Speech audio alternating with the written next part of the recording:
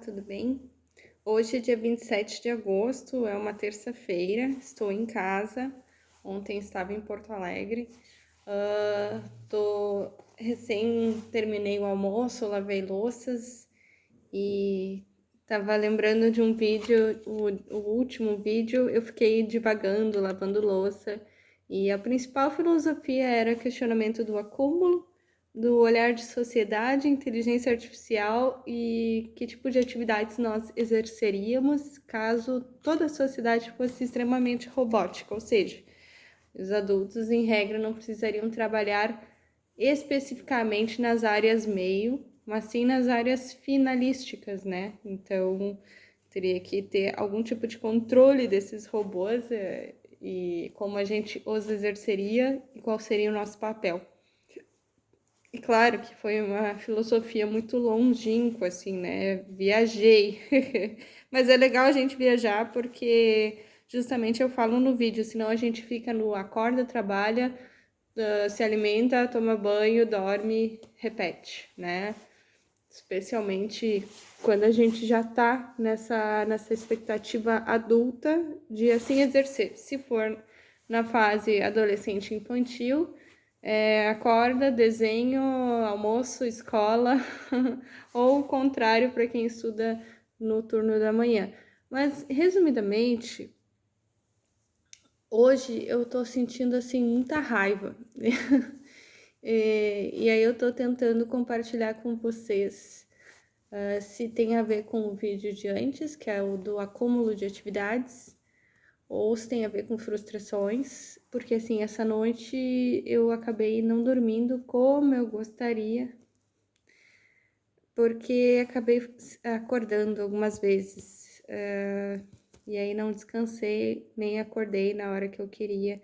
Então, resumindo, eu tenho dificuldade de seguir uma rotina, porque existem muitas particularidades, assim, se a minha filha fica doente, ou se minha filha acorda no meio da madrugada, ou se eu não consigo dormir direito, frustrada com atitudes minhas ou com a falta de atitudes minhas, e isso vai, uma falta de gestão, de decisão e de direção vai gerando muita frustração que gera raiva, então tu fica com raiva de não conseguir, raiva de querer e chegar na hora e tá cansada, então acaba direcionando os sentimentos errados para os lugares errados e a gente só se frustra, né?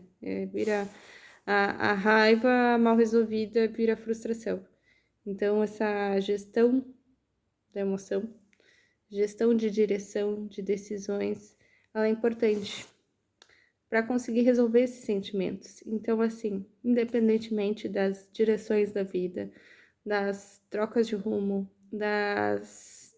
dos imprevistos, empecilhos, eu acredito piamente que a gente só consegue, primeiro, reconhecendo, sabe? Eu reconheço que eu tô me sentindo assim.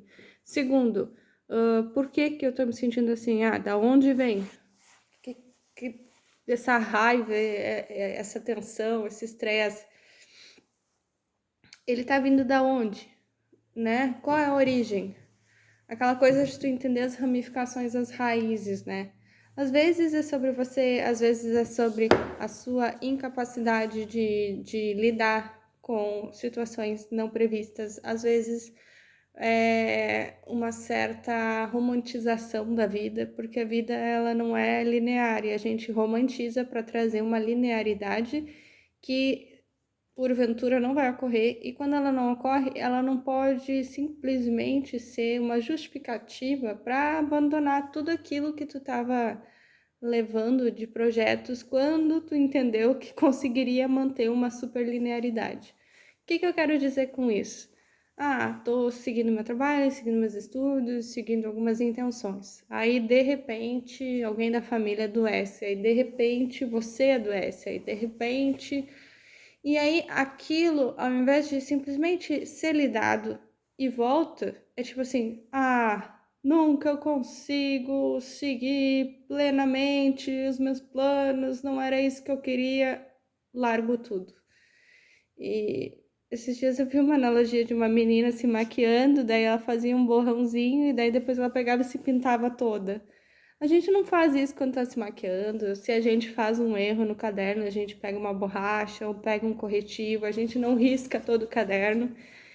E assim sobre a vida, se a gente está com raiva, a gente não precisa transformar aquele momento como uma grande justificativa para explorar e excluir todos os aspectos que a gente estava levando quando estava linear, quando estava uma rotina dentro da tua concepção de normalidade. Se sai do normal, cara, lida com aquilo e ressignifica, não dramatiza, porque a raiva é um drama, né? A raiva é uma irritação que tem origem no drama, tem origem provavelmente numa frustração, tem origem provavelmente numa expectativa não atendida. E a sua razão precisa ser como se fosse a sua mãe, como se fosse o adulto aqui no comando do teu cérebro. Aquele que diz, não, só um pouquinho. Não, peraí, para um pouquinho. O que você quer?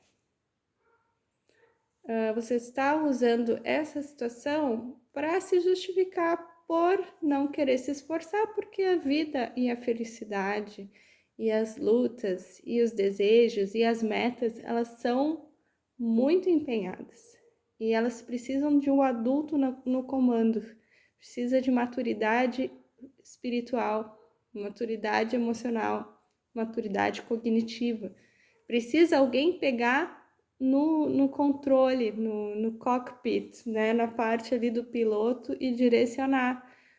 Veio uma turbulência, o avião não vai cair em regra, ele não vai se permitir cair por uma turbulência. Até mesmo quando colide com o gelo, tem alguns mecanismos em aviões mais fortes, né, para fazer uma inflada nas asas a ponto de quebrar aquele gelo e continuar. Então, independentemente se é uma situação mais ou menos turbulenta, a gente tem uma noção do nosso destino.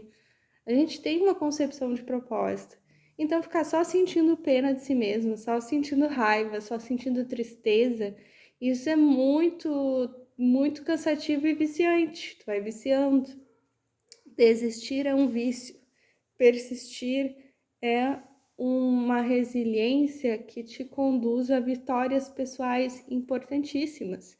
Então, errar faz parte. Hoje a minha filha estava fazendo Kumon e eu expliquei para ela, olha, é melhor tu fazer mais rápido os blocos. Kumon é uma técnica japonesa que tem de estudo para matemática inicialmente, mas hoje já se explora para o português, para o inglês, outras matérias em questão. E ela faz de matemática. E ela estava acertando tudo, só que ela estava fazendo num tempo superior ao que era proposto para o bloco. Era no máximo 20, e ela tinha feito 21, 24 minutos. Eu falei, Helena, às vezes é melhor tu fazer dentro daquela concepção, tipo, mais rápido, mesmo que leve, que te conduza a erros, mas aí tu vai fazer dentro do tempo. E com o passar do tempo, tu vai conseguir ser rápida e eficiente, acertar o máximo possível no menor tempo possível. E às vezes o fato dela querer ser 100%, porque nesses que ela foi devagar, ela acertou tudo. Ela ia devagarinho, ela pensava devagarinho e acertava tudo. Esse ela fez na metade do tempo e errou uma ou duas questões de várias. E isso foi extremamente, assim, uma epifania, bem uma questão, assim, de insight, uma questão de redesenho de concepção. Quer dizer, às vezes é melhor errar para ser mais eficiente do que ser extremamente perfeccionista e não conseguir, porque tu quer ser tão perfeito que tu leva muito mais tempo e talvez até desista. Desista porque não está conseguindo ser no tempo que deveria ser. E para aceitar que tu tem que fazer mais rápido, tu tem que aceitar os erros. E uma parte tua não quer errar, uma parte tua quer ser nota 100, como a minha filha.